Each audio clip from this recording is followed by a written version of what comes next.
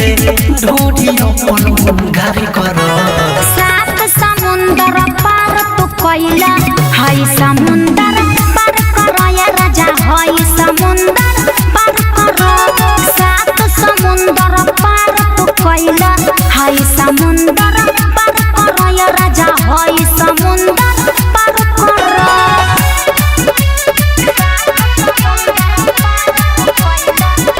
mix by Manbhushan प्यारे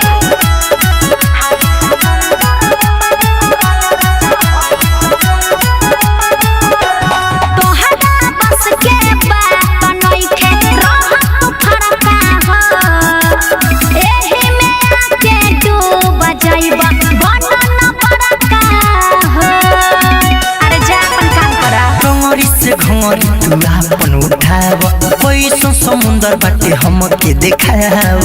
काहे देखाए अरे हेती चुके बाद बढ़ा के न बड़का पहाड़ कर सात समुंदर पार तू कोइला हाय समुंदर पार करो या राजा हाय समुंदर पार करो सात समुंदर पार तू कोइला हाय समुंदर पार करो या राजा हाय समुंदर पार करो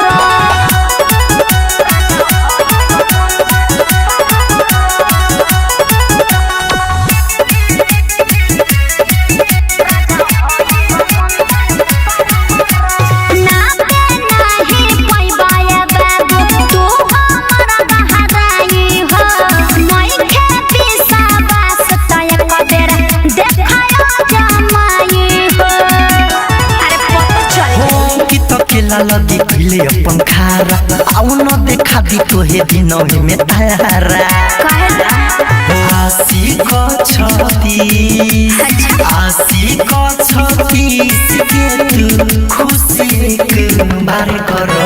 सात समुंदर पार तू कोइला हाय समुंदर पार करो या राजा हाय समुंदर पार करो सात समुंदर पार तू कोइला हाय समुंदर